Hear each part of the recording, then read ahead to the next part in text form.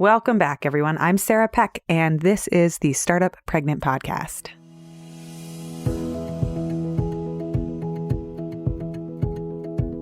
Hello, everyone. I am so excited to be in the middle of summer and enjoying time out in the sun, at the pool, and exploring the beautiful outdoors with my kiddos again. I live in a place where it gets to be quite wintry, so it's so nice when summer comes. Here in New York City, we have the air conditioners on when we are inside, we have the sunscreen on when we are outside, and we are back to daily baths, which I'll be honest with you, since adding a second kid, we have not always done bath time this time around. I think with the first kid, it was like, what is the routine? We'll get the routine down. And we were very meticulous about making sure that everything was in place. The second kid came along and I don't know. I was like, one of you will get a bath at one point and that'll be fine, because it's much more of a scramble of getting kids to bed. But when summer comes and you pile on the sunscreen and then the sweat and then more sunscreen and then bug spray and then sweat. And then we went to the sandbox and my 8-month-old just took fistfuls of sand and like smeared it across his face and ate it. I decided as a parent that I should probably bathe my children more regularly. So we are back to our daily bath, unless we go in the pool. That kind of counts, right? Anyways, today is a summertime episode. It's a shorter one than normal. I am so glad to have you all here. Thanks for listening, and I hope you're having a great summer, because that is the theme of today's episode. I interrupt this podcast with a public service announcement. We are launching the first course in our Startup Pregnant School. We have our first course, The Art of Asking. It's all about asking for what you want and getting more of it. It is now live. You can find it at startuppregnant.com/ask or go to startuppregnant.com/courses to see what we are building. Several years ago, I wrote a piece called The Art of Asking, and it went viral. 300,000 people read it right away, and then I turned it into a mini book that became one of the best performing lead magnets on my site. I also turned it into a talk, and I give this talk on the art of asking at conferences and at companies, and I have since taken that talk and turned it into a self-guided, on-demand course that you can watch in a little under 2 hours. In this course, I cover things like knowing what it is that you want and grounding yourself in your why. And if you don't know what you want, I have exercises to help you figure that out and find clarity around what it is that you want. I talk about the art and science of manifestation and why there's actual scientific evidence and psychological evidence for parts of manifestation and tools like priming and how they actually work. I have visualizations for you to use, and you can use them over and over again. And then I go through step by step specific scenarios like asking for people to reply to your messages, or making really difficult and challenging announcements as a company, or how to negotiate in a relationship when you're trying to ask your partner for something and it's really hard for you to figure out why you're not being heard. And then I have 5 big picture strategies for how to position yourself and be really clear and effective in the way that you're presenting and asking for what you want. If you want to check out the course and see the whole curriculum, it is live for the first time ever. Go over to startuppregnant.com/ask and you can head over to our website. The link is right there in our show notes, and take a look through the course. There's a preview. You can take a look at some of the lectures as a sample to get a feel for it and see the entire curriculum before you even think about buying it. I have had people tell me that even just one of the strategies, and I go over 5 big picture strategies and then 5 scenarios, and I have a cheat sheet of this 1-pager of rules you can print out to help make asking for what you want easier. I have people tell me that just one of the rules alone changed how they walked into a room and how they make asks, every single ask going forward. They love the ideas so much that I am already thinking about creating an advanced course with more strategies and tactics. But for now, check out The Art of Asking. It's available over on our website. If you struggle with asking, or you want to become a better negotiator, either in your business life or in your personal life or both, go check it out. This was a huge work of production over this past summer. We just finished putting the course together, and I am so excited to bring it to you all. Welcome to the Startup Pregnant Podcast, where we talk to creative leaders about what it means to be an entrepreneur and a parent. I'm your host, Sarah K. Peck. So before we dig in, I just want to say, if you are listening and you don't have kids yet, and you are listening because you're getting parenting insight and you're gleaning different stories of what it's like to have kids, I want to say that summertime is one of those times that I didn't realize was as crazy as it is. And that's because I think you think of like summertime, like summer vacation, summer break. Remember when we went to school and we got summers off? Like all of that is well and fine until you are a person with a job and the job is full time. And so know that summer is a thing for parents and that it is full of gaps and challenges with childcare. School's out. Where did the kids go?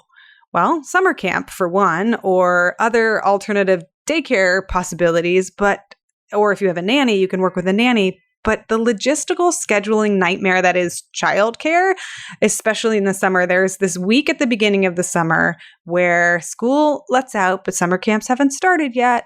And it's different for every single school in every single city. So there's always this gap that happens on the East Coast. It tends to happen in June, like last week of June. And then at the end of summer in late August, middle August, late August, Labor Day week period, there's this other gap where there are a lot of schools I know where they do, it's like 2 half days, 2 days off and then 2 half days and then 1 full day. And you're like, great, my kids are in school for like 2 half days and they're home for 2 days. So when do we work? Do we work? Who works? I don't know. It's like the existential question of the modern era of like, if we have 2 working parents, what actually does happen to the children? Like, have we solved for that yet? And what does it look like? And it's really fascinating. You all know that we're looking at this as part of the bigger philosophical questions of this podcast of like, what does it look like to work and what does it look like to parent and how did the two of them intersect? A great place to start your research, if you are the kind of person that likes researching things like this, is just looking at summer and how people deal with the summer, quote, holiday. Fun trivia fact for everyone. Did you know that school only provides about 180 days out of the year of coverage? So quick back of the napkin math, you know that there are 364 or 365 days in a year. 180 is not 365. So what about the rest of the days? Well, luckily there are weekend days. So there are 104 weekend days, but there are still 81 other days to cover in terms of holidays and gaps. And the real question is, who has 81 days of holidays? Because I want that life. But all kidding aside, it's a serious question. What do you do with 81 days of coverage every single year where you need backup care or childcare or school doesn't cover it and you are either an entrepreneur or you maybe are working part-time or you're working full-time or you have 2 people working full-time? The logistics are something that my partner and I talk about all the time. We use it as a joke for whenever we are talking about things that get cumbersome and not interesting. And we say, oh, are we falling into the logistics trap again? Are we just having conversations around logistics? Because when we communicate to each other and we just talk about logistics, it's not really an interesting, soul-satisfying, like deep need of a conversation. And it's not about the ideas that we want to be talking about, but it is a whole lot of like, did you register the kids for this particular program? And did the paperwork get filled out? And does the school know that this is happening? And I can't live a life that's just logistics because I don't feel like that's fully living. So we use it as a way to escape the trap that is talking about logistics all the time. Speaking of which, here at Startup Pregnant, we are setting up for summer vacation, and we will be taking a break from this podcast for the entire month of August. We will be back after Labor Day this fall. And I wanted to take some time and kind of reflect on where this podcast was and where we started, and then just share with you some of my process for why we decided to take a summer break and why I'm so excited about it and how I made that decision as a person, as a business owner, and as a match for my audience. So come back with me in time. When we look back, it'll be just about 2 years since launching the podcast. We launched the podcast in September of 2017, and I started the fundraising and the outreach earnestly in June of 2017. And we launched straight away in September 2017, and we didn't take a break during the summer of 2018, even though I had thought about it and I wanted to. I was like, oh, this would be a nice time to take a break. I don't know why, looking back, why I didn't. I think I wanted to continue some of the momentum. I really wanted to stay steady and consistent. And I was just starting to get a lot of people reaching out to me that said they listened to every single episode, which is amazing, right? People were telling me, I look forward to a new episode every week. I've listened to every single one. I'm so excited. This podcast means so much to me. And I was and am so honored. But it made me scared to take a break. It made me a little nervous as a business owner. And I think I really went full tilt into, we will produce a new episode every Monday or else. Like, we will just go big or we will go home. At the same time, in the fall of 2018, we were gearing up for my parental leave and preparing for the birth of my second child. And to be honest, this podcast has been running since we started planning for it right when my first kid turned 1, and launched it the fall after he turned 1. Then I got pregnant. When he was 1.5, I got pregnant with my second child and the podcast was up and running. Then I was pregnant for most of 2018 while running a podcast weekly, and then gave birth to a second child in the fall of 2018 and kept the podcast running week over week over my maternity leave up until now. I have an almost 1-year-old and an almost 3-year-old. No, I have a 3-year-old. He already turned 3. I have a 3-year-old and an almost 1-year-old. And we have been running this podcast nonstop for almost 2 years. I mean, I am really impressed with myself and I'm so proud that I did it. And I think it was I don't like the word ambitious. It was a driven challenge. It was really cool to do. But I also know as a human and as a business owner that I need a freaking break. Like, I need to take a little bit of time off. And I don't think I did the best job in designing the podcast to allow for breaks. Or maybe to give a little more leeway and a little more generosity, I thought I could batch a lot more and really take a break. But that hasn't turned out to be true. When I do batching, I still have like the entanglement of threads of things that need to be done and shipped in real time. I still listen to the episodes when they go live, and I can't fully detach from things that are publishing. So I haven't yet found a way and a good process for taking a break from the podcast while the podcast is still living and breathing. If I were working with anyone that wasn't myself, if I were advising somebody and I were talking to them about this project, I would have told them to take a break a long time ago. So it's really interesting to watch the whole take your own advice versus giving advice, why there's always such a difference, or heal or heal thyself. We often have really smart and interesting and useful feedback and advice for other people, but it can be really hard to internalize and do. And I think I need to take an honest look and realize that if I were applying my business planning lens to myself, again, I would schedule in more breaks. Many of you also know that I set up a plan to experiment with running my business over my maternity leave last year, and we were able to do these weekly episodes of the podcast. And I even ran the entire mastermind program over my leave, which was so cool to be able to do. And I set it up as an experiment because I wanted to learn from the experiment. I wanted to see can parts of these business operations run while I am taking leave? And for the most part, they did.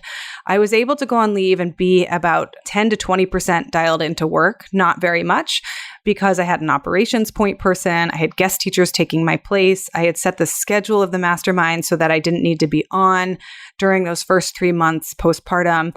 And the podcast, I had recorded 6 months of episodes and edited 3 months of episodes in advance. So I was able to take leave from the business.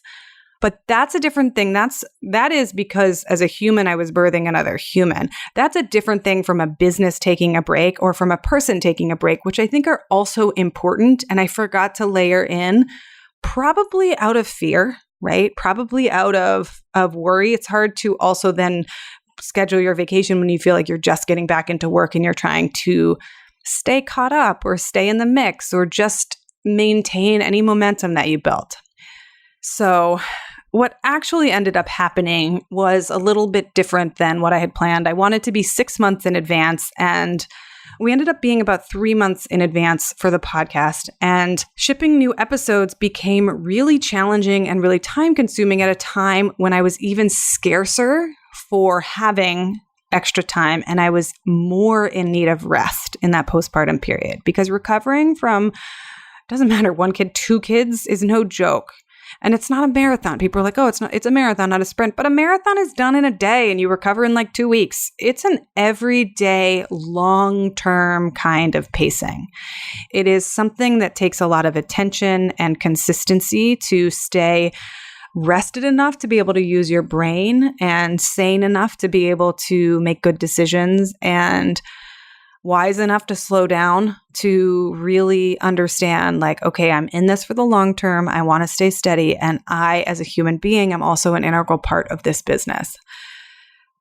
So we are taking a glorious, wonderful, amazing August break.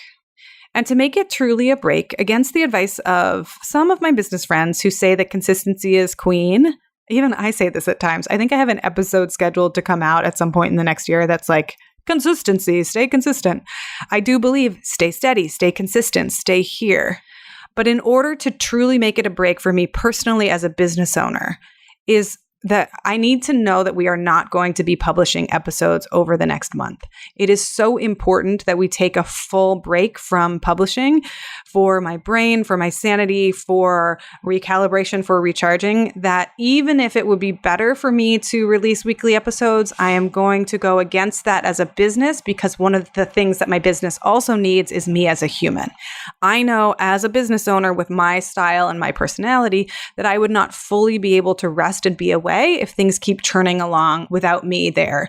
There's a bit of my attention that just starts to turn there, and I want to go be at the pool, and I want to go be camping, and I want to take a break, because I think that is a better investment in both me and in the business. So that's pretty cool to be able to make that decision. And I'm really grateful that I get the chance to be able to experiment and try these ways, because I tried working over my parental leave. I took a full leave. I am trying taking breaks, like just the ability to experiment and moderate and modulate and figure out what's a best fit for the business, what's a best fit for me as a human, what's a best fit for me as a business owner is so cool. And I am never ever like lost on how lucky I am and how grateful I am to be able to have these opportunities to experiment.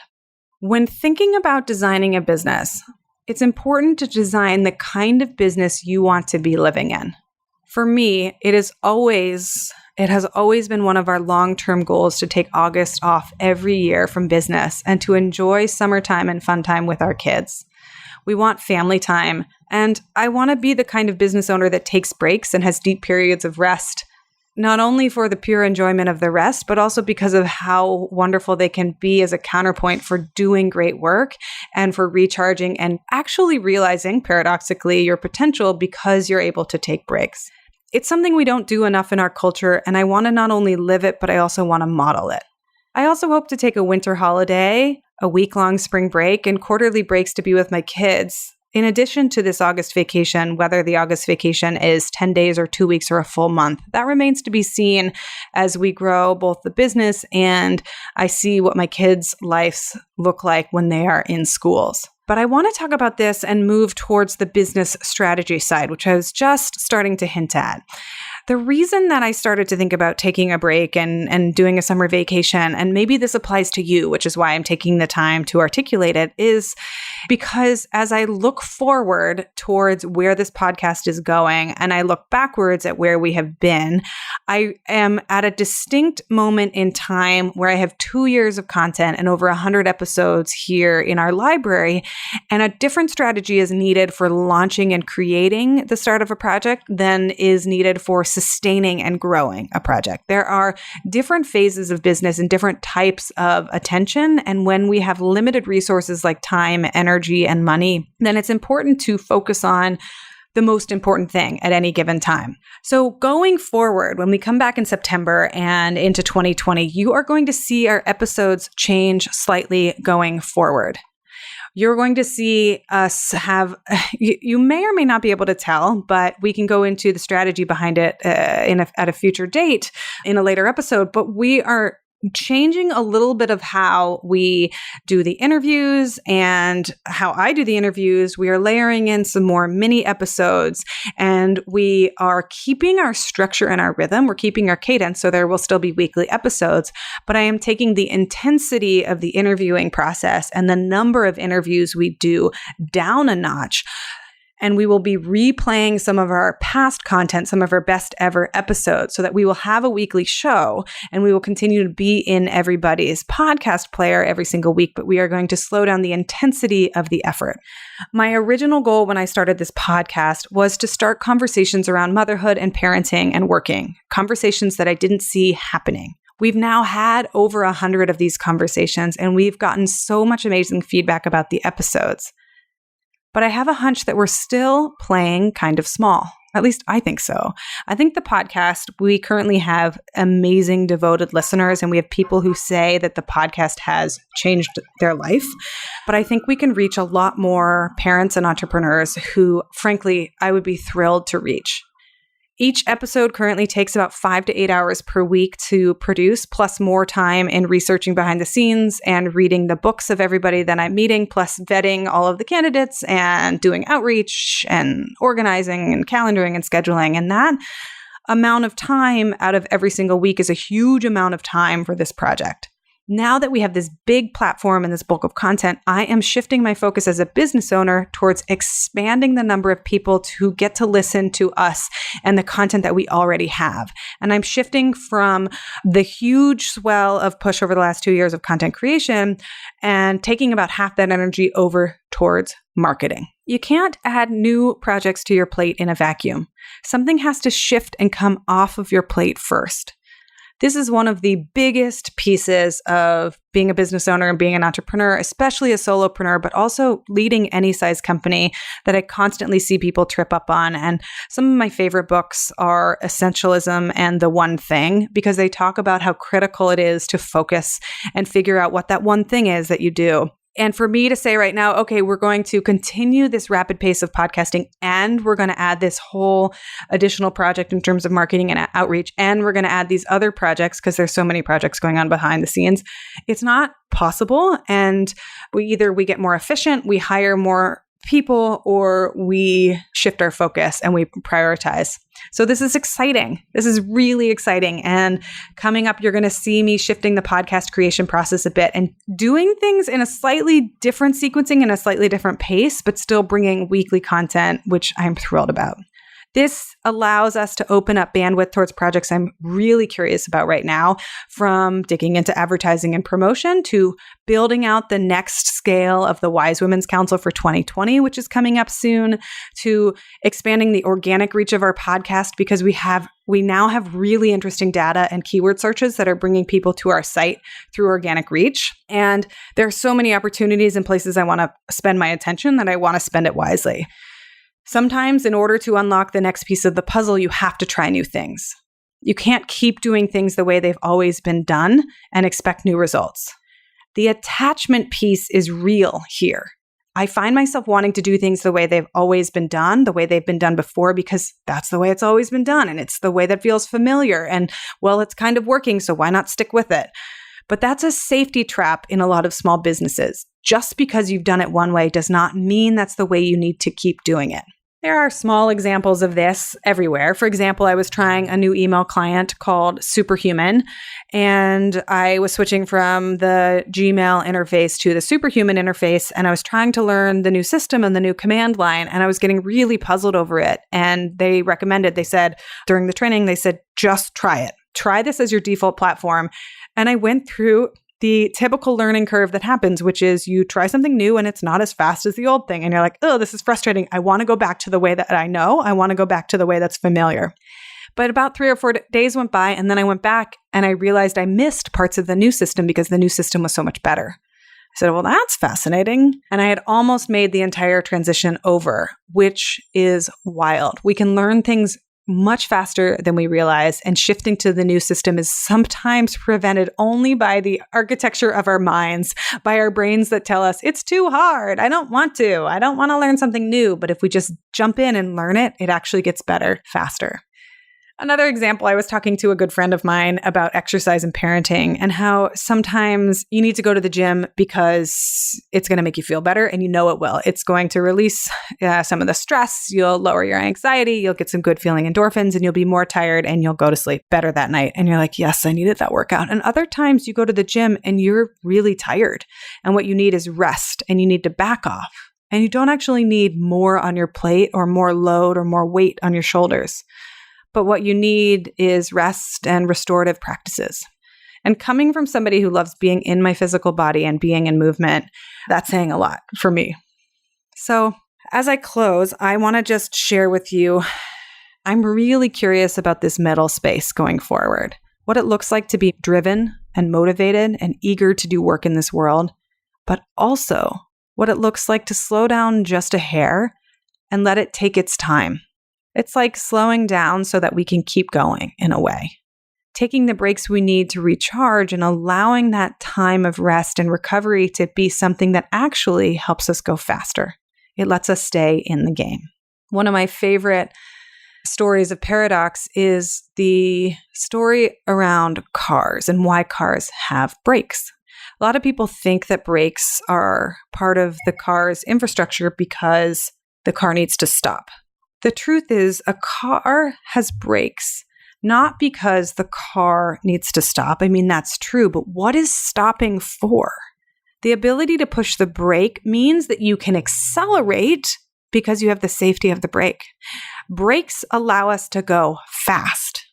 If we go slowly, if we don't have brakes, we go slowly at a pace where we always know we can jump off and stop. If we're riding a bicycle without any brakes, we're going to pedal about 1 mile an hour, and that's the max because we can always jump off and we'll always stay safe. But with brakes and the ability to stop fast, we can actually go up to high speeds because we have the safety of the brake to hold us. Sometimes slowing down is what allows us to go faster. Maybe it's not that we need to stop completely or stop forever, but we need to rest and stay in it at the same time. Going forward in my dream world of vacation and summers and breaks, I would have, for the next year, I would have 2 blocks on my calendar every week, and they would be like puzzle pieces. And one of them would be like 3 hours for napping, and one of them would be 3 hours for television watching. These would be during the day, like during 9 to 5 when I'm, quote, air quote, supposed to be working. And I would just move those pieces around and be like, oh, you know what's next on my schedule? What's next on my schedule is watching 3 hours of trashy television. Anyways, I am off to take a break for the rest of the summer. I hope you have an amazing summer vacation. I hope that listening in to how I process things like this and the inside story of what I needed as a person to make this decision and then why I made this decision as a business owner and where we're headed, I hope that's all useful. I always find that when I hear other people talk about their business processes and their systems and the way that they think, it is so incredibly useful for me because I learn so much by listening to other people. So I hope that today's episode was useful to you. And while you're gone, or while I'm gone, have an amazing, restful, rejuvenating, restorative time. May you have the thing that you need at this moment in time. And if you know somebody that needs something like the Startup Pregnant podcast, a parent or an entrepreneur that is in the thick of it and needs other entrepreneurs to talk to, do me a favor and tell them about this show because I have heard so many wonderful things about what this show is doing for people, and I would love for it to reach more people. Thank you so much, and I will see you in September.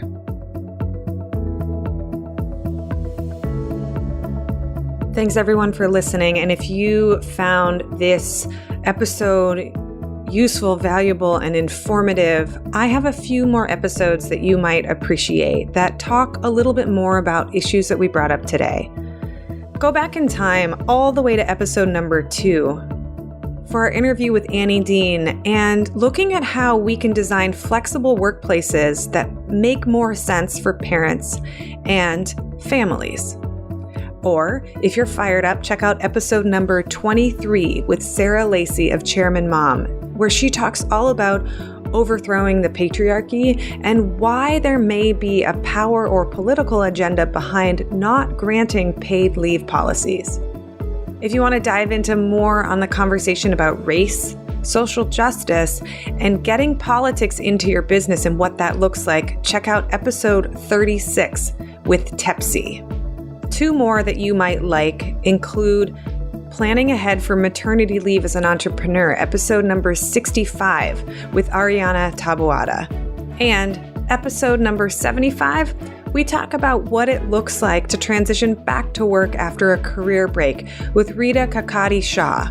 Because oftentimes when faced without time or paid leave, you need to plan ahead for your own maternity leave and figure out a way to make it work. That's what Ariana talks about in episode number 65. But sometimes you take a break and it ends up being 1 or 2 or 3 years, and you realize, how do I get back into my work life if that's where I am today? Take a listen to episode number 75 if that's you. I will put all of these links into the show notes, and you can always find the episode number either by scrolling through your podcast player and looking for the episode number, or you can go to startuppregnant.com and then type /065 075 002, whatever the number is that I just listed, enter the 3 sequence number onto our website, and you can find our episodes. If you want to browse through all the episodes we've done, you can go to startuppregnant.com/archive and see everything that we've put forward and put out to date. Thanks for listening, everyone. And I always say this, and I mean it. Leave us a review on iTunes if you like our show. It takes a few seconds, and it really does help us a lot. If you want more of what we're talking about, go over to startuppregnant.com and get on our email list. We send out a weekly newsletter with time-saving tips for parents and entrepreneurs. And I always include a weekly gadget or tool or something awesome that we've stumbled upon to help make your life just a little bit easier. And as always, you can reach out to us at hello@startuppregnant.com. We love hearing from you.